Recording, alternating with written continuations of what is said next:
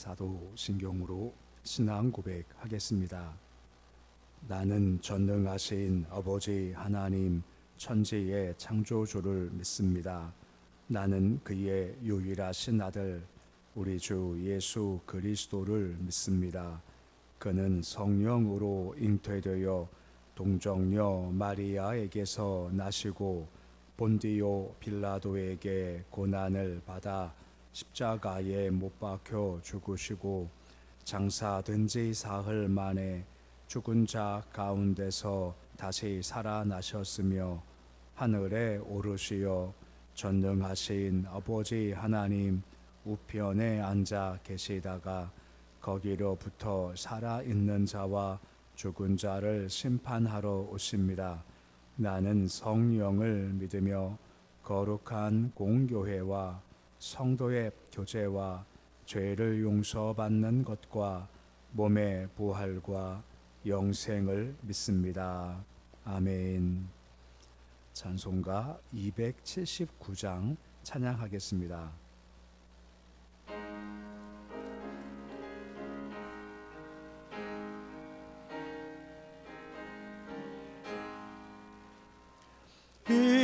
인내하신 구세주여 내가 비오니 죄인오라 하실 때에 날 부르소서.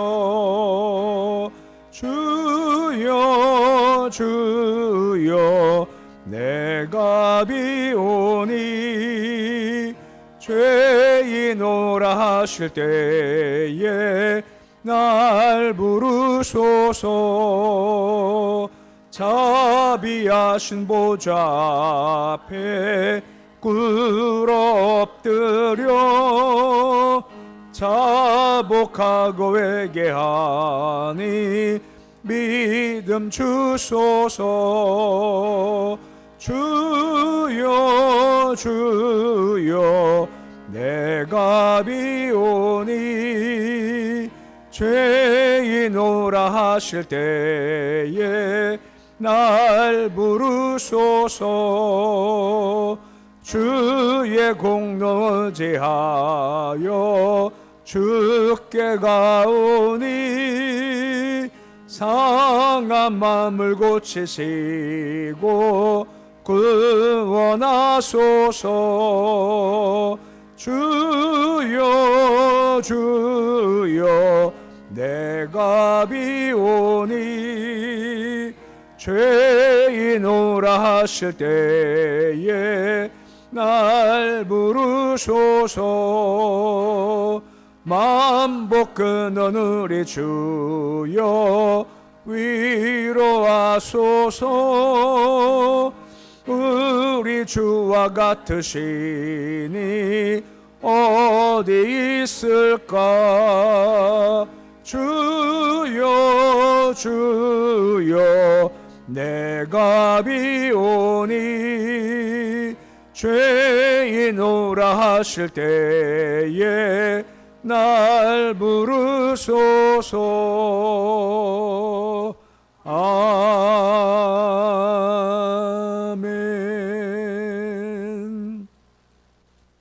314장 찬양하겠습니다.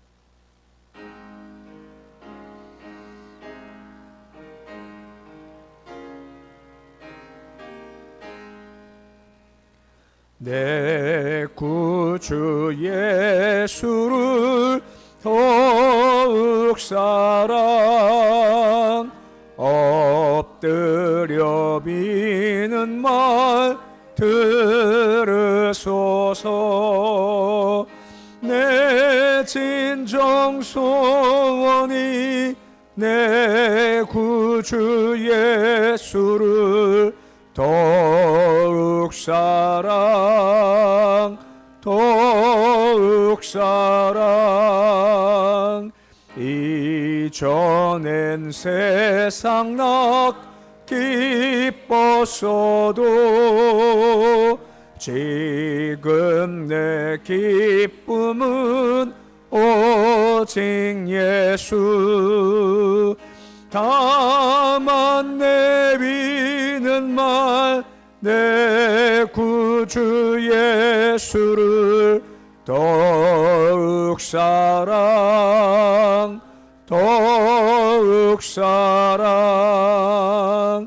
이 세상 떠날 때 찬양하고 숨질 때 하는 말 이것일세 다만 내비는 말 내 구주 예수를 더욱 사랑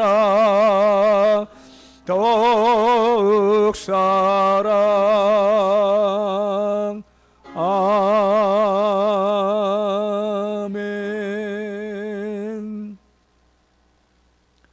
오늘 말씀은 에스겔서 12장 13절에서 20절까지의 말씀입니다.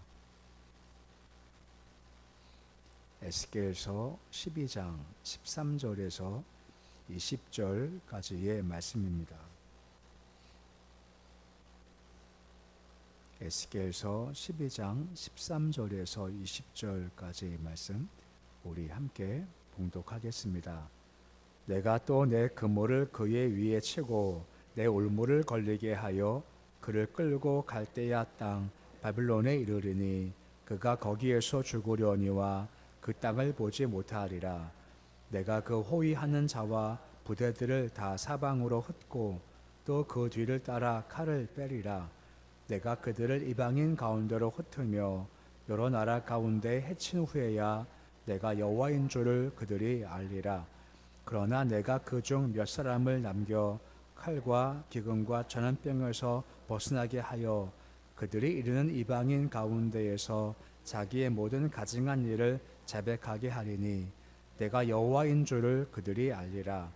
여호와의 말씀이 또 내게 임하여 이르시되 인자야 너는 떨면서 내 음식을 먹고 놀라고 근심하면서 내 물을 마시며 이 땅 백성에게 말하되 주 여호와께서 예루살렘 주민과 이스라엘 땅에 대하여 이르시기를 그들이 근심하면서 그 음식을 먹으며 놀라면서 그 물을 마실 것은 이 땅 모든 주민의 포악으로 말미암아 땅에 가득한 것이 황폐하게 됨이라.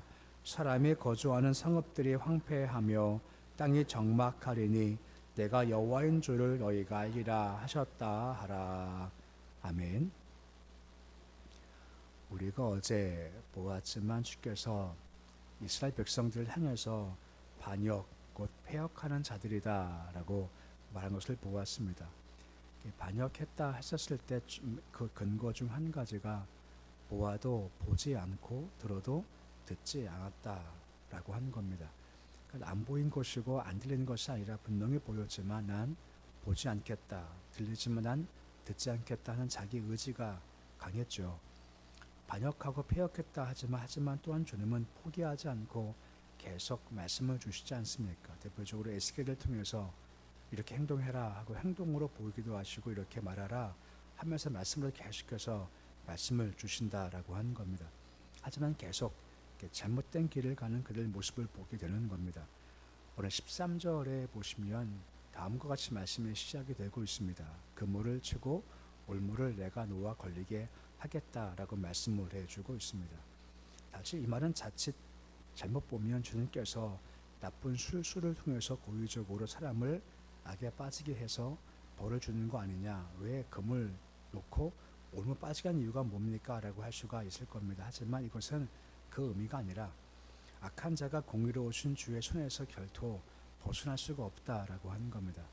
악한 길을 가면 아무리 피하고 싶지만 그물에 걸리듯 올무에 걸리듯 걸릴 수밖에 없고 섭리에서 벗어날 자가 아무것도 없다, 아무도 없다라는 것을 지금 그물과 올무로서 설명을 해주고 있다라고 하는 것입니다. 사실 인간이 죄악과 악에 빠지는 이유가 무엇 때문입니까? 인간 스스로 악하기에 죄악 가운데 가는 거죠.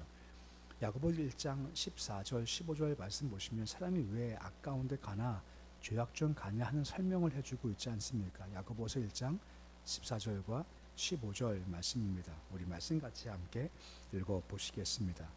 오직 각 사람이 시험에 받는 것은 자기 욕심에 끌려 미혹됨이니 욕심이 잉태한 즉 죄를 낳고 죄가 장성한 즉 사망을 낳느니라 라고 명확하지 않습니까?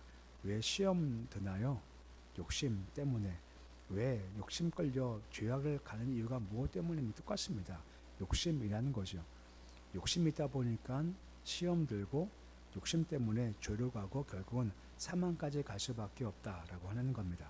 그러니까 지금 계속 폐역하고 잘못된 길을 걸어가는 것은 스스로 욕심만 갖고 가다 보니 시험 들고 그 악으로 갈 수밖에 없다라고 말씀하고 있고, 하버절 말씀에 너 그 땅 보지 못하고 죽을 거다라고 말씀을 하시죠.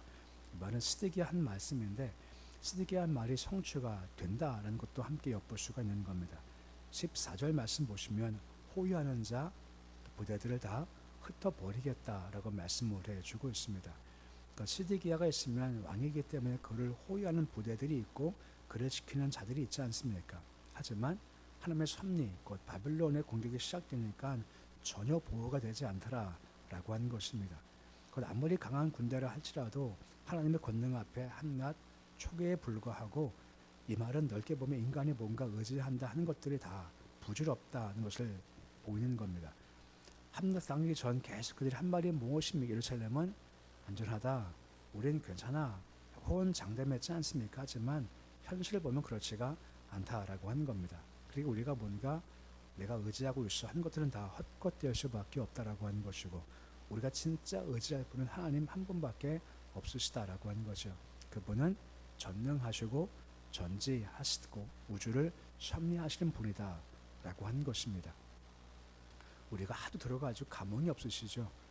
전능하시고 전지하시고 역사를 중원하시고 꼭 이렇게 해야 뭔가 반응이 와요.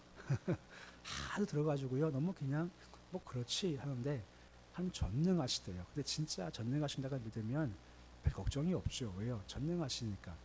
성경 보면 이사야 말씀에 그런 말씀이 있죠. 내가 네 이름을 내 오른손에 새긴다는 겁니다. 그냥 쓰면 지워지지만 새기시겠대요. 그리고 오른손을 꽉 붙잡으신다는 거죠. 이게 얼마나 멋진 겁니까? 우리가 그런 존재라고 하는 겁니다. 그러니까 우리가 주만 의지할 때 두려울 것이 없지만 주를 버리고 딴 거 의지하면 아무 소용이 없다라고 말씀해 주고 있습니다. 그러기에 다 흩어버리겠다 말씀하는 겁니다. 15절 말씀도 역시 마찬가지라고 하는 거죠. 내가 너희를 다 흩어버릴 거다라고 말씀을 해주고 있는 겁니다. 곧 사방으로 다 흩어지게 되죠. 근데 그러고 난 후에 하반절 말씀에 뭐라 합니까? 내가 여호와인 줄을 그들이 알리라 라고 하는 거죠. 그냥은 몰랐지만 이렇게 징계를 당하고 어려움 당하고 고통을 당한 뒤에야 주께서 그분이시구나 라고 인정한다라고 하는 겁니다. 물론 기억할 것은 그냥 되진 않습니다. 계속 강조한 것이 무엇입니까? 한 마음을 주시고 또 뭐 주신다고요? 새 영을 주신다고 했지 않습니까? 새 영 특징이 뭐라고요? 돌같은 마음을 제하고 부드러운 마음을 주신다는 것. 부드러운 마음은 주의 음성에 민감하다라고 하는 것입니다. 무슨 말인가 하면 새 영이 없으면 고통이 오고 어려움 와요. 그럼 삶이 더 강팍해집니다. 왜 어려운 거야? 왜 힘든 거야? 깨닫지 못하면 더 진흙이 태양빛에 더 딱딱해지듯이 은혜가 없으면 더 딱딱해지고 더 완악해집니다. 고난이 유익이다 하는 말씀이 있지 않습니까? 그거 그냥 되는 거 아닙니다. 은혜가 빠지면 유익될 수 없고 더 악해질 뿐이죠. 고난당할 때 새 영 주시고 은혜가 있어야만 그때가 되어서야 내가 잘못한 거구나 내가 알고 이것이 바뀌어져서 여호와시구나 라고 알지, 은혜 빠지면 이것조차 되지 않는 것이 우리의 악한 본성이다 라고 하는 것입니다. 그래서 그 중 새 영을 부음받은 남은 자가 몇 명이 있다라고 말씀하시는 겁니다. 16절 말씀 보시면 몇 사람을 남겨두시겠다라고 말씀을 해주고 있죠. 그 몇 사람들은 칼과 기근과 전염병에서부터 벗어난 사람들이 바로 남은 자라고 하는 겁니다. 근데 이 남은 자의 특징이 뭐냐? 하바절 말씀 보시면 자기 모든 가증한 일을 자백하겠다라고 말씀을 해주고 있는 겁니다. 그걸 멸망을 당했죠.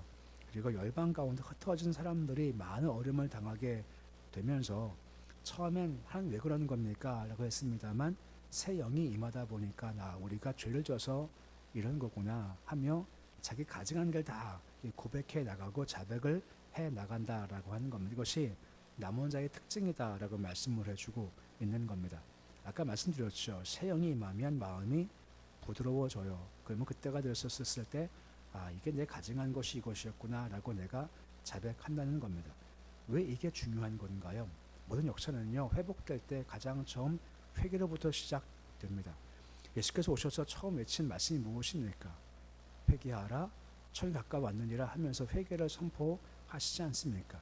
항상 모든 것이 무너진 후에 다시 시작됐을 때는 회개하면서 잘못된 거구나 하고 이것이 시작되는 겁니다.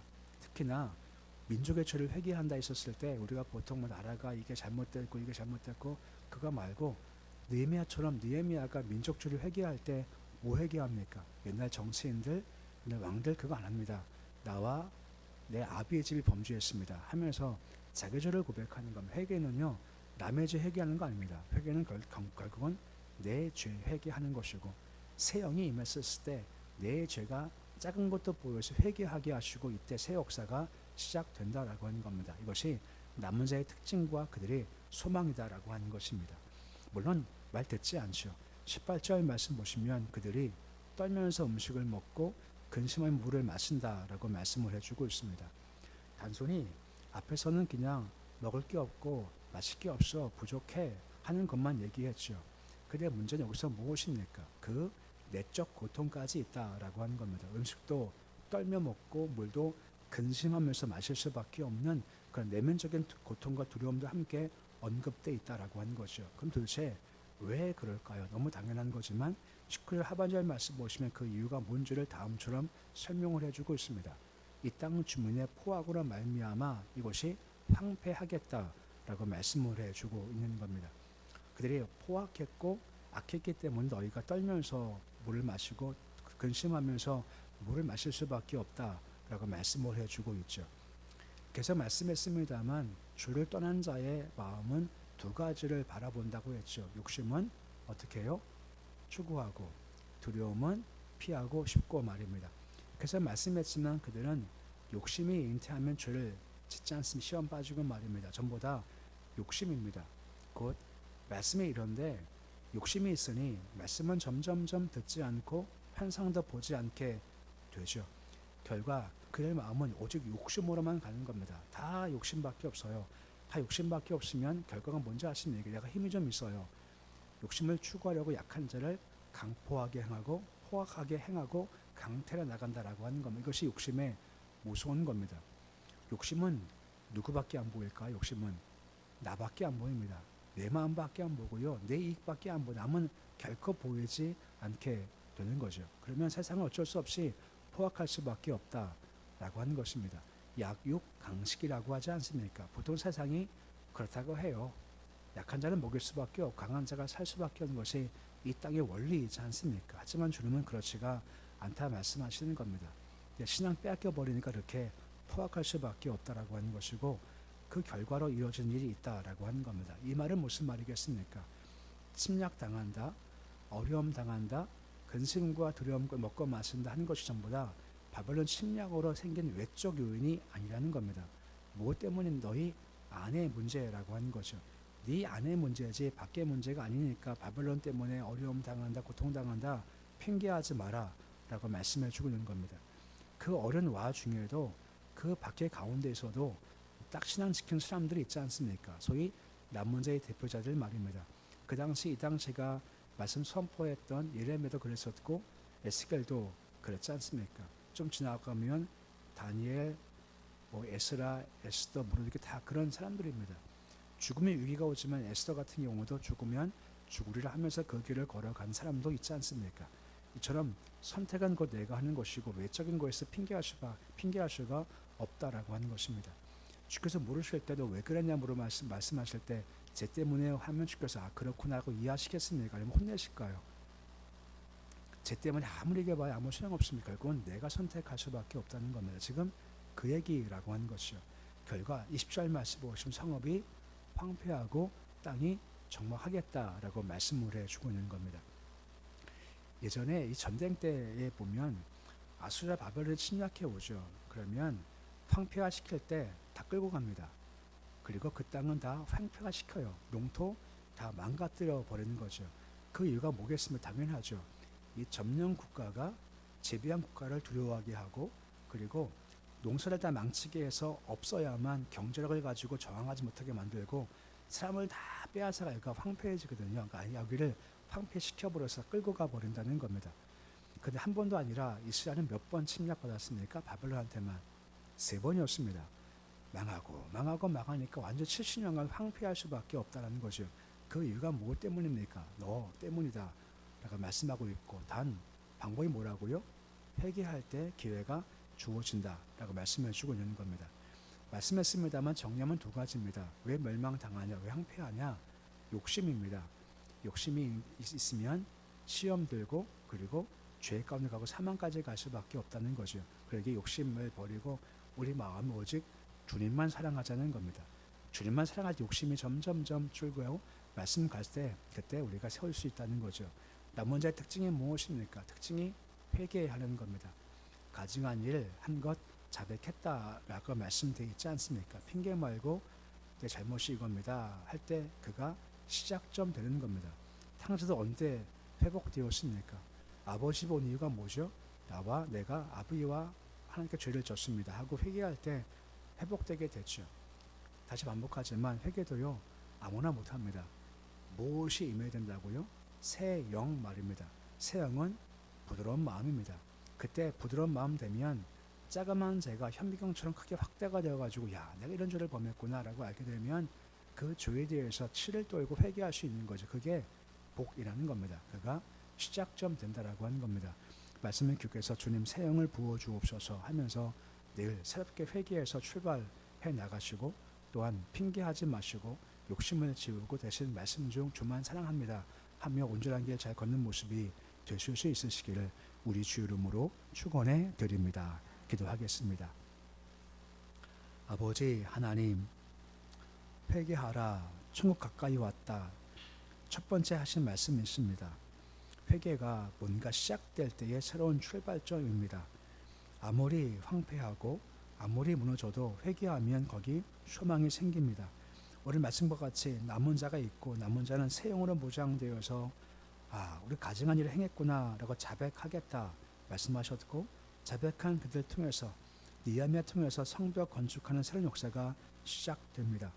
도우서 우리로 하여금 변명하거나 핑계하려 하지 않게 하시고 대신 새 영으로 회개하게 하여 주시옵시고, 늘 우리가 죄를 짓지만 또 회복되고 다시 시작할 수 있는 출발점 될 수 있도록 주님 도와주옵소서. 주님 예수만 사랑하기 원합니다. 욕심으로 가면 싸울 수밖에 없고, 욕심 가면 패배할 수밖에 없고, 시험 들고 죄를 지을 수밖에 없습니다. 세상 헛된 욕심 품지 않게 하시고 주님만 사랑합니다 하는 신앙의 고백으로 잘 걸어가서 세상 욕심에 시험에 죄악 가운데 빠지지 않고 온전한 길 정직한 길 잘 걸어가도록 주님 도와주시옵소서. 아버지, 많은 날 가운데 오늘도 우리에게 한 번 더 주의를 주심을 참 감사를 드립니다. 내가 복을 주겠다 하신 구별된 날입니다. 이날 우리가 마음과 정성 힘을 다해서 힘을 다해 주를 섬기기 원합니다. 오늘 하루는 우리가 주를 위한 날입니다. 하루의 시간과 힘과 능력들은 세상을 위해 쓰거나 세상 욕심을 위하거나 세상의 즐거움을 쓰는 날이 아니라 오직 모든 것을 주를 위해 쓰는 날입니다. 도우셔서 우리가 오직 주만 바라보고 예배하고 시간, 물질, 힘, 노력 다 들여 주만 섬기는 복된 될 수 있도록 도와주시옵시고, 우리가 주께 쏟아부은 만큼 오늘 주일날 하늘 신령한 것들이 다시 우리의 빈 것에 꽉 채워져서 충만케 되어지는 복된을 될 수 있도록 주여 도와주시옵소서. 오늘 주께 맡기오니 도우시고 예배가 복되고 함께 교제함이 복될 수 있도록 주님 역사하여 주시옵소서. 예수님의 이름으로 기도드립니다. 아멘. 하늘에 계신 우리 아버지, 아버지의 이름을 거룩하게 하시며 아버지의 나라가 오게 하시며 아버지의 뜻이 하늘에서와 같이 땅에서도 이루어지게 하소서. 오늘 우리에게 일용할 양식을 주시고 우리가 우리에게 잘못한 사람을 용서하여 주는 것 같이 우리 죄를 용서하여 주시고 우리 시험에 빠지지 않게 하시고 악에서 구하소서. 나라와 권능과 영광이 영원히 아버지의 것입니다. 아멘.